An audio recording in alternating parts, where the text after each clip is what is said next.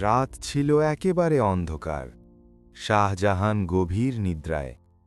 আওরঙ্গজেব নীরবে পরিকল্পনা করছিল। লক্ষ্য দখল, চোখে আগুন। সাম্রাজ্য ছিল তার পুরস্কার। প্রহরীরা ছায়ায় ফিসফিস করছিল। সে প্রাসাদে নীরবে প্রবেশ করল। শাহজাহান স্বপ্নে বিহ্বল হল। আওরঙ্গজেবের হাত হেলছিল। দরজাগুলো শক্তভাবে বন্ধ। প্রতিটি করিডোরে শুনশান টান। বাবা ও ছেলে মুখোমুখি দাঁড়াল। আওরঙ্গজেব ঠান্ডা কণ্ঠে বলল।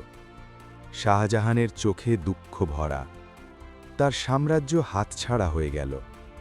দরবারে আতঙ্কের ছায়া। ফিসফিস শব্দ চারপাশে ছড়াল।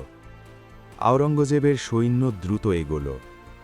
হাতকড়ি মেঝেতে প্রস্তুত। ইতিহাস রচিত হল সেই রাতে। এক সন্তান নিজের বাবাকে ধোঁকা দিল। ক্ষমতা জয় করল ভালোবাসার উপরে। মুঘল সিংহাসন দখল করা হল। বিশ্ব নীরব হয়ে দেখছে। রাতটি হয়ে গেল কিংবদন্তি।